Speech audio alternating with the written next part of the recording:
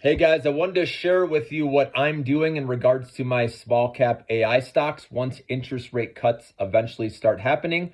Now, I wanted to point out if you are in the camp that you do not see an interest rate cut coming this year or early next year, then this video is not for you, okay? And you do not need to comment on my channel saying something negative about telling people about, how stocks are going to go up, when small cap AI stocks go up. Of course, no one can predict the future. And everyone who is subscribed to my channel knows that it's their decision, okay, if they want to play these stocks or not. Obviously, you do extra research, talk to a financial advisor. I am not a financial advisor, got to say that, okay? Because there's still some people that leave these comments. It's ridiculous. So I wanted to get that out of the way, guys. No, this is your money. If you need this money anytime in the next 6 months, you should not be investing in these small cap AI stocks. And I'm telling you, this is money that you can let ride, okay, long term, all right? So I wanted to point that out. But what I'm doing here is when we get to the interest rate cuts, whenever it is, like I said, I don't care. I'm being patient, whether it's June, July, September, October, December, next year, right? Beginning of next year, I don't care when it happens. I know at some point it's a catalyst waiting to happen, okay? So you need to ask yourself, do you have the patience? Can you handle the volatility until that happens, okay? Obviously, Powell still sees interest rate cuts later this year. Nothing's changed there. Of course, people are going to interpret his words so many different ways. And that's why me personally, I'm not going to be listening, okay, to that because it's just noise, okay? You hear the debate constantly. It will really mess you up if you keep looking at the news and what people think about stuff, analysts, right? It will throw you off your game plan. So that's why I say it's best to just stay away from the news and all the negativity and people that want stocks to come down or have different agendas, right? With price targets changing constantly, okay? Just avoid that noise. The Russell 2000 index has broken out, even if it chops sideways for a while. This is one that I believe what Tom Lee's saying. And like I said, if you're in that camp, awesome. If you're not, no worries. Hey, do your own thing, right? But everyone listening to this right now, if you're going to follow these small cap AI stocks I've been mentioning, you believe there's an interest rate cut coming at some point this year, later this year, whenever it is, or even if it gets pushed in the next year, right? That you're okay with that, all right? So what I'm doing is once these stocks get up over 100%, okay, that's when I'm going to take my initial investment out and let the house money ride so you can't lose a thing. And that's what I recommend to you guys. If you ever get in that position when you're up over 100%, okay, you need to take out that initial investment. And like I said, then you don't have to worry about losing a thing.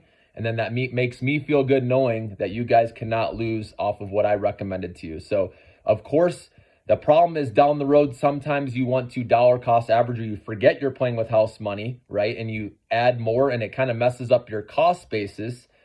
That's why it's best if you can just leave that alone after you let it ride. But of course, that's totally up to you of what you want to do.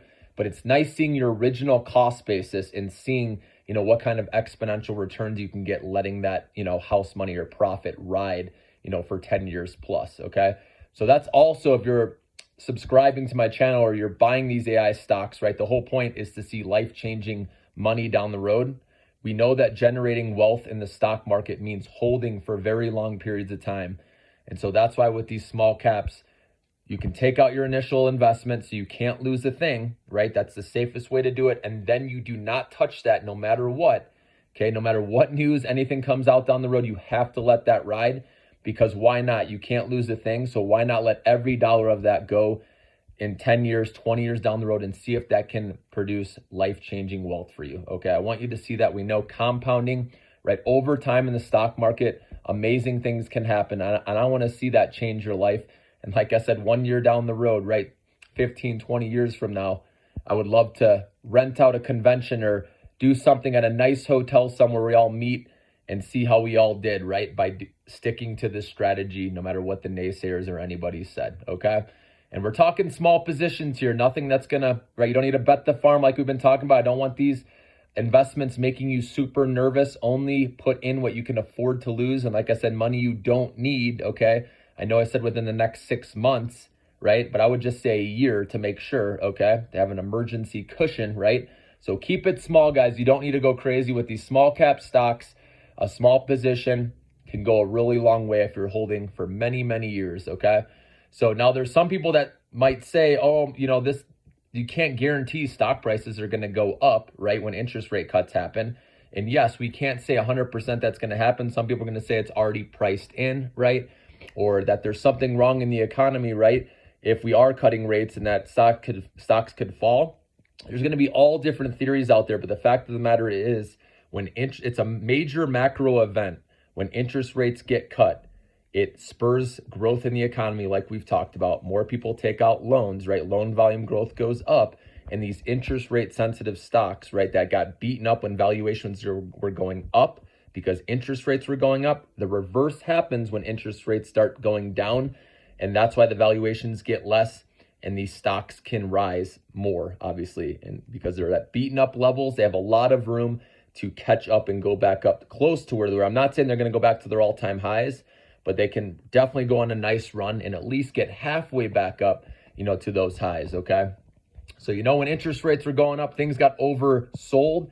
And now with interest rates about to go down, okay, then we'll probably get back to that, overbought status with the AI stocks after, the three interest rate cuts. Once 3 interest rate cuts happen, that's when I think more of it will be priced in, obviously, and you should be sitting on some nice gains by then. Like I said, by then, you should already be playing with house money. That's the goal here. Get to house money where you can't lose a dime, okay? But like I said, you're going to have to stay away from the news. There's going to be a lot of people that will try to change your mind and get you off of your path, right?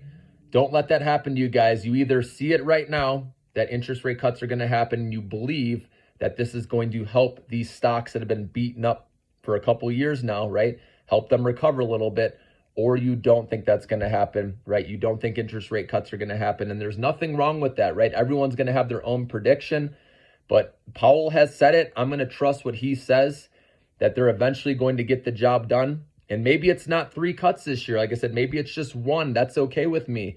Maybe the second one gets pushed back into early next year. What if the first one happens in January of next year, right? What if it keeps getting pushed back? Are you going to be okay handling that? So these are the questions I want you to ask yourself, okay, before buying and holding from now all the way through, the end of this year. So drop me a line, drop me a comment. Let me know what camp you're in. Let me know which stocks you like the most. Drop me this, that one, the money sign, and let's make some money together, guys. Have a good day.